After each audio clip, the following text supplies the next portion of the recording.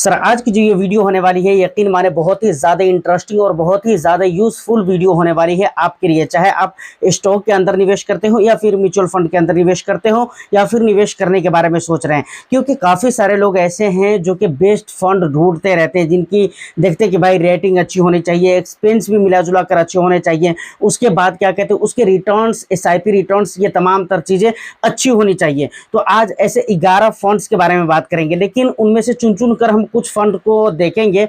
बाकी फंड्स हमारी जो ज़रूरत की नहीं है उसके ऊपर हम डिटेल से बात नहीं करेंगे। बाकी के जो फंड्स हैं 3 4 5 फंड्स ऐसे हैं जिनके ऊपर हम खुलकर और बिल्कुल डिटेल से हम बात करेंगे। मार्केट के बारे में भी थोड़ी सी बात करेंगे, क्योंकि 2 दिन से लगभग, परसों तो बहुत अच्छी थी मार्केट, लेकिन कल के डेट में कहीं कहीं पर गिरावट भी थी, कहीं कहीं पर पॉजिटिविटी भी थी। खासतौर से अगर हम स्मॉल कैप और मिड कैप की बात करें तो वहाँ पर पॉजिटिविटी देखने को मिल रही थी। इन तमाम तर मुद्दों पर बात करेंगे तो वीडियो बहुत इंटरेस्टिंग होगी। बस एक लाइक कर दीजिए, शेयर कर दीजिए। चैनल को अगर अभी तक आपने सब्सक्राइब नहीं किया है तो चैनल को भी जरूर सब्सक्राइब कर लें, क्योंकि आपको पता है कि मैं इस तरह की इंटरेस्टिंग कंटेंट के साथ साथ बिलीव भी आपको देता हूं। सब डायरेक्ट मुद्दे पर आते हैं, क्योंकि फजूल बात करने की आदत तो है नहीं, ऐसा तो आपने सुना ही है।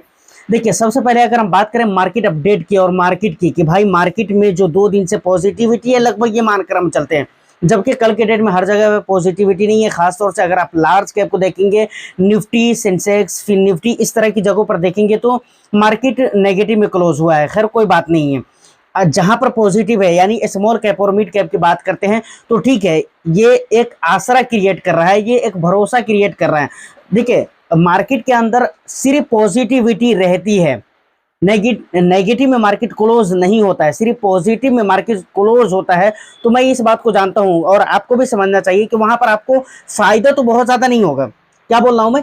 फायदा आपको बहुत ज़्यादा नहीं होगा, लेकिन वहां पर जो मार्केट को और आपके लिए जो एक मेन फायदा होता है, जिसको हम नज़रअंदाज कर देते हैं और हम हल्के में लेते हैं, वो ये है कि भाई सेंटीमेंट क्रिएट होता है। और ना जाने इससे पहले मैंने कितनी बात की हुई सेंटीमेंट के ऊपर, इतनी सारी बातें मैंने की है और आपको मैंने बताया है कि सेंटीमेंट मार्केट के लिए बहुत इंपॉर्टेंट है, बहुत इंपॉर्टेंट। क्योंकि आपने कई मर्तबा देखा होगा कि भाई सेंटीमेंट अगर मार्केट का अच्छा ना हो, समझ रहे हैं, न्यूज़ चाहे जितना अच्छा आ जाए लेकिन फिर भी मार्केट नेगेटिवली रिएक्ट करता है। और कई मरतबा आपने देखा होगा कि मार्केट का सेंटीमेंट अगर पॉजिटिव हो और न्यूज़ जितना भी बैड आ जाए, लेकिन मार्केट वहां पर पॉजिटिव ही जाता है। तो ये सेंटीमेंट नाम की जो चीज़ है ना, यकीन माने बहुत ज़्यादा इंपॉर्टेंट है। तो हमारी मार्केट के अंदर एक सेंटीमेंट क्रिएट हो रहा है, ये हमारे लिए बहुत अच्छी बात है, ठीक है। और क्या कहते हैं, थोड़ी बहुत गिरावट हो रही है, बट अगर वहां पर आप सेलिंग की बात करेंगे, एफआईआईज के एंगल से अगर मार्केट को आप देखेंगे तो रोजाना एफआईआई सेल ही कर रहे हैं और एफआईआईज बिक वाली ही कर रहे हैं। तो एफआईआईज के एंगल से ना देखें, बल्कि आप डीआईआईज की लगातार, आप पिछले वीक में देख लीजिए, कल का, परसों का, तरसों का, जब भी का भी देख लीजिए मार्केट, वहां पर एफआईआईज की जबरदस्त खरीदारी नजर आती है। और कल की वीडियो में मैंने कहा हुआ था कि मार्केट के अंदर पॉजिटिविटी है वो एफआईआईज की वजह से नहीं है, बहुत खुशी की बात है कि डीआईआईज की वजह से है। और डीआईआईज मार्केट के ऐसे बुरे सिचुएशन में भी अपने इंडिया और इंडिया की इकोनॉमी के ऊपर भरोसा कर रहे हैं, जो कि बहुत बड़ी बात है। तो ये सारी बातें उम्मीद करता हूं कि आपको समझ में आ गई होगी। तो अब बात आती है कि कौन कौन से फंड्स हैं, जरा उसको हम देख लेते हैं। जो हमारे काम के हैं उसको देखेंगे, जो नहीं है उसको हम छोड़ देंगे, ठीक है, सिर्फ नाम जानकर छोड़ देंगे, बाकी की चीजें नहीं देखेंगे। देख लेते हैं कौन कौन से फंड्स हैं। 5 स्टार्स की रेटिंग है और सिर्फ 3 साल में पैसे को बिल्कुल डबल कर दिया भाई। 3 साल में पैसे को बिल्कुल डबल कर दिया। और लोग यही चाहते हैं कि भाई शॉर्ट टर्म में पैसे बन जाए, जल्दी से जल्दी मार्केट के अंदर पैसे बन जाए। तो आज ऐसे ही फंड मैं आपको देने वाला हूं। चलिए मेरी स्क्रीन के ऊपर चलते हैं, डिटेल्स में देखते हैं, फिर उसके बाद आगे की बातें करेंगे। तो फाइनली मैं आ चुका हूं अपने मेन स्क्रीन के ऊपर। सबसे पहले यहां पर हेडिंग आप देखेंगे तो लिखा हुआ है 5 स्टार रेटिंग के साथ 3 साल में पैसे डबल। इन 11 म्यूचुअल फंड्स ने एसआईपी पर भी दिया 30% तक का अनुअलाइज रिटर्न, ठीक है ना, अनुअल रिटर्न, ठीक है। मतलब एसआईपी रिटर्न्स भी इसका 30% रहा है लगभग, ठीक है।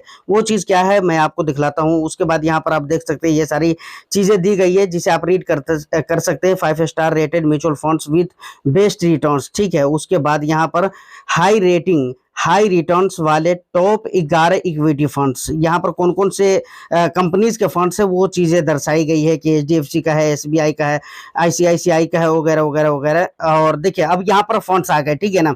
सबसे पहले नंबर पर जो हमारे काम का फंड्स है बंधन small cap fund, direct plan की बात हो रही है, ठीक है। यहाँ पर अगर आप देखेंगे डिटेल्स में तो इस फंड में अगर आप 1 लाख रुपये लगाने पर 3 साल में मतलब 1 लाख रुपए लगाने पर 3 साल में मिले कितने पैसे मिले, 2,29,543 रुपए। ठीक है, 3 साल में एवरेज एनुअल रिटर्न्स कितने परसेंट का रहा है, सीएजीआर कितने परसेंट का रहा है, 31.91% का रहा है। उसके बाद 10,000 मंथली एसआईपी अगर इस फंड के अंदर आपने किया होता तो यहाँ पर आपको जो पैसे मिले होता 5,49,654 रुपये मिले होते पिछले 3 साल में। ठीक है, यहाँ पर अगर हम सीएजीआर की बात करें पिछले 3 साल का तो वो रहा है 30%। ये हो गया। उसके बाद यहाँ पर आईसीआईसीआई मतलब जो आईसीआईसीआई का जो फंड है इंफ्रास्ट्रक्चर फंड, उसके बारे में बताया गया। ये भी फंड अच्छा है लेकिन छोड़ते हैं फिलहाल इसको हम यहाँ पर। उसके बाद फ्रैंकलिन का यहाँ पर Franklin build India direct plan, इसको भी छोड़ते हैं। उसके बाद Motilal Oswal mid cap fund यहाँ पर आ जाता है। तो यहाँ पर अगर आप देखेंगे तो 1 लाख रुपये लगाने पर 3 साल में मिले कितने मिले, 2,19,727 रुपये मिले। इसके अगर 3 साल में पिछले 3 साल में सीएजीआर की बात करें तो 30.01% का रिटर्न्स रहा है। ठीक है ना।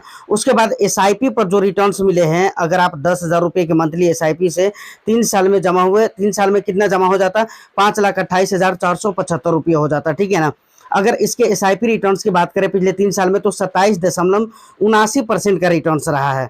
उसके बाद अगला फंड आ जाता है मोतीलाल ओसवाल का ही है, जो कि large in mid cap fund है। तो ये एक अच्छा फंड माना जाता है। तो इसके ऊपर अगर हम बात करें तो यहाँ पर पिछले 3 साल 1 लाख रुपया अगर आप इस फंड के अंदर लगा देते पिछले 3 साल पहले, ठीक है ना, तो यहाँ पर आपके पैसे कितने बन गए होते, 2,17,264 रुपये बन चुके होते। ठीक है ना। मतलब देख सकते हैं आप, हर फंड अपने अंदर में पैसे को डबल करता हुआ जा रहा है, हर फंड बल्कि डबल से भी कुछ ज्यादा बढ़ा कर दे रहा है। उसके बाद अगर पिछले 3 साल का सीएजीआर देखे तो यहाँ पर 29.52% का सीएजीआर देखने को मिल जाता है। उसके बाद 10 साल पहले अगर आपने 10,000 रुपये की मंथली एसआईपी की होती, 10 साल पहले बोल रहा हूँ, सॉरी 3 साल पहले, तो वहां पर आपके पैसे कितने हो चुके होते, 5,28,337 रुपये हो चुके होते। सी और एसआईपी रिटर्न्स की अगर मैं बात करूं तो यहाँ पर 27.77% का एसआईपी रिटर्न्स रहा है। उसके बाद आ जाता है Invesco India small cap fund direct plan. ठीक है, यहाँ पर अगर आप देखेंगे तो यहाँ पर 1 लाख रुपये लगाने पर 3 साल में मिले कितने मिले, 2,09,575 रुपये मिले। सीएजीआर पिछले 3 साल में क्या रहा है, 27.97% का, लगभग 28% का रिटर्न आप मान सकते हैं सीएजीआर इसका। ठीक है ना। और 10,000 रुपये की मंथली एसआईपी अगर आपने की होती 3 साल पहले तो आज आपके पैसे हो चुके होते टोटल 5,10,654 रुपये। तो ये सारे डिटेल्स है। उसके बाद यहाँ पर आ जाता है आईसीआईसीआई का फंड है, हमारे काम का नहीं है, एफओएफ है। अगर आप रीड करना चाहे तो इसे आप रीड कर सकते हैं, डिटेल्स वगैरह जो कुछ भी आप वीडियो रोक कर देख सकते हैं। ठीक है, पढ़ सकते हैं इसको। उसके बाद इसी तरह से हेल्थ केयर, ये थेमेटिक एंड सेक्टरल फंड आ गया। तो ये भी एसबीआई का फंड है, जबकि उतना, चलिए ठीक है, इसको हम अभी सीरियस लेकर नहीं चलते। ठीक है ना। एचडीएफसी मिड कैप यहाँ पर आ जाता है। यहाँ पर एचडीएफसी मिड कैप में अगर आपने 3 साल पहले 1 लाख रुपये डाला होता तो यहाँ पर 2 लाख रुपये हो चुके होते आपके। और एसआईपी सॉरी सीएजीआर की अगर मैं बात करूँ तो 27.09% का सीएजीआर आपको मिला हुआ होता। और 10,000 रुपये की मंथली एसआईपी अगर आप कर रहे होते पिछले 3 साल से तो आपके पैसे टोटल हो चुके होते 4,98,046 रुपये। मतलब इन्वेस्टेड अमाउंट लेकर और जो आपके रिटर्न्स है वो रिटर्न्स मिलाकर, ये कहने का मतलब है। ठीक है ना। और एसआईपी रिटर्न्स की अगर मैं बात करूं तो 23% का एसआईपी रिटर्न्स रहा है। उसके बाद एडिलवाइसेस मिड कैप मिल जाता है। उसके बाद और भी है, इन्वेस्को इंडिया फोकस्ड फंड है डायरेक्ट प्लान। उसके बाद ये सारे चीजें हैं। ठीक है ना, ये सारी चीजें। उसके बाद ये टोटल 11 फंड्स हो गए। ठीक है, तो ये टोटल 11 फंड्स हैं जिनके अगर रेटिंग की बात करें तो यहाँ पर 5 स्टार रेटिंग भी देखने को मिल जाते हैं। एक्सपेंस भी इसमें से कई सारे फंड्स हैं जिनके बहुत अच्छे हैं, जैसे बंधन स्मॉल कैप वगैरह हो गया, इनके एक्सपेंस आप देखेंगे तो काफी अच्छे हैं, 0.4% वगैरह ऐसा कुछ एक्सपेंस है। और रिटर्न्स भी बहुत अच्छा मिला है, 30% या 30% प्लस रिटर्न्स मिला है। तो मुझे लगता है कि बेस्ट रिटर्न्स मिला है। ऑफ कोर्स फाइनली फंड्स के जो भी डिटेल्स थे वो आपने देख लिया है। अब यहाँ पर इन्वेस्टमेंट करने की बात है। देखिए, मैं कोई भी वीडियो बनाता हूँ या कोई भी क्रिएटर अगर कोई भी फंड के ऊपर वीडियो बनाता है या किसी भी स्टॉक का फंडामेंटल या टेक्निकल एनालिसिस करता है तो उसका ये मतलब बिल्कुल नहीं होता है कि आपको उस फंड में या फिर उस स्टॉक्स के अंदर आपको निवेश करने को कहा जा रहा है। ऐसे ही सेम मेरा भी हाल है। ठीक है, मैं ये नहीं कह रहा हूँ कि आपको इनमें से किसी फंड के अंदर निवेश करना चाहिए या नहीं करना चाहिए। यहाँ पर इन्वेस्टमेंट करने की बात है तो यहाँ पर 2 चीजें हैं जिसके ऊपर आपको ध्यान देने की जरूरत है कि अगर आप किसी भी फंड को लेना चाहते हैं तो आपको यह देखना पड़ेगा कि वो आपके रिस्क एपिटाइट के साथ और वो आपके इन्वेस्टमेंट होराइजन के साथ मैच कर रहा है या नहीं कर रहा है। मेरे कहने का मतलब ये है सिंपल सा कि आपको देखना ये चाहिए कि मेरा मकसद क्या है, मैं किस टाइम ड्यूरेशन के लिए इन्वेस्ट कर रहा हूं और मेरे रिस्क एपिटाइट की वजह से के हिसाब से मेरे रिस्क एपिटाइट के अकॉर्डिंग कौन सा फंड है जो कि बेटर रह सकता है।